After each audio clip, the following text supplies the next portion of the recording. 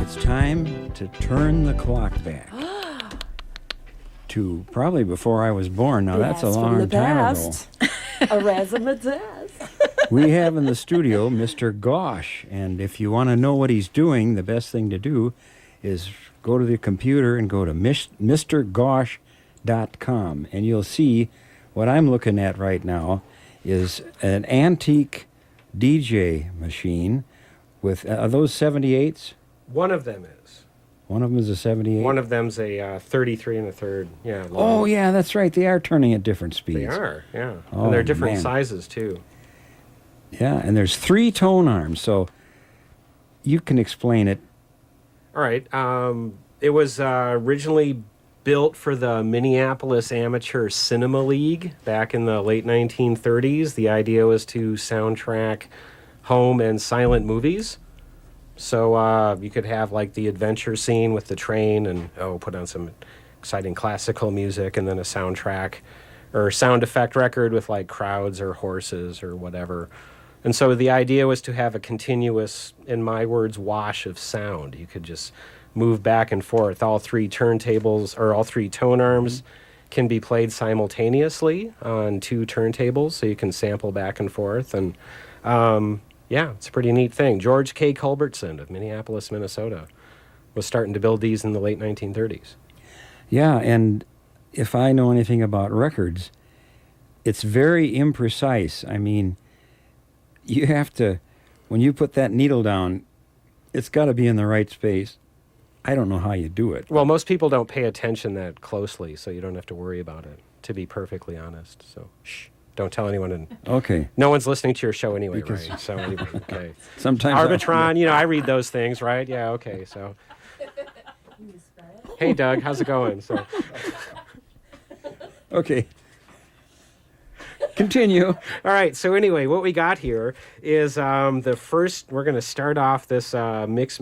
I refer to the machine as the ancient Mixmaster, okay, because part of my sordid past, I started doing radio here in KFAI in 1985. I'd been doing it in college before that, but I did a late night show here called Technological Retreat, and because no one ever pays attention to these things, the CD is in the same place on the shelf that it's been at for about 17 years.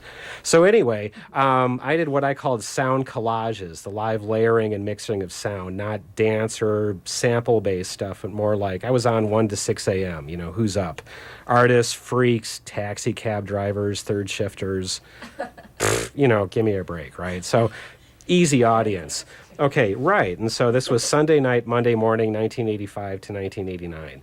I got this thing about 15 years ago. And so when I found it, I was like, oh my God, it's like the same thing, but it's 70 years old. Okay, so it's crazy. So it's kind of this ancient, forgotten bit of audio history. And I refer to it as the ancient Mixmaster. Because I was at a DJ contest maybe 10, 15 years ago.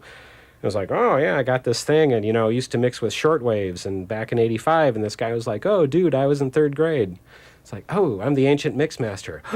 Write that down. That's really good. So, yeah. So, anyway, but what we're going to start with here is the first recorded instance of the boy falling in the well from the NBC record, The Big News of 1957.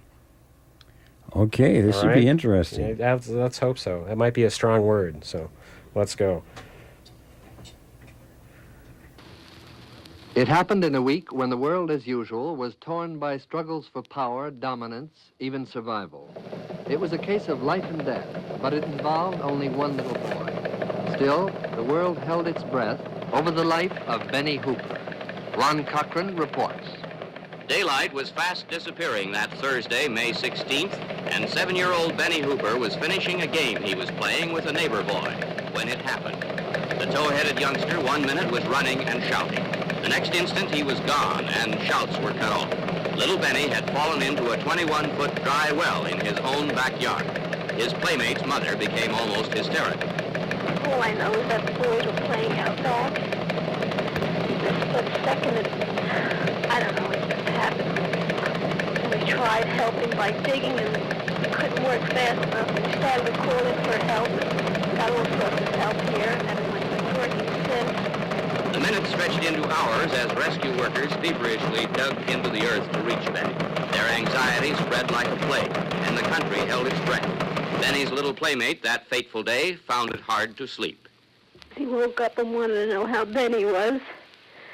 I told him he was still all right, last we heard. And that Men sweated and the task of digging Benny. The hours dragged on. They were making progress.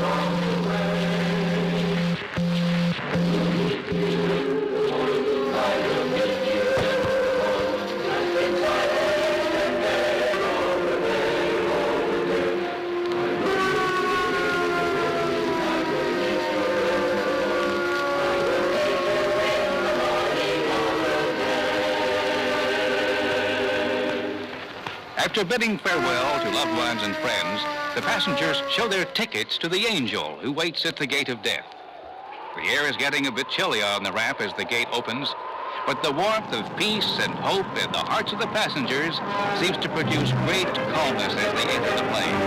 Let's take just a moment and attempt to describe this unusual aircraft. This large, glowing, and resplendent airliner, I must say, unlike anything we have ever seen before.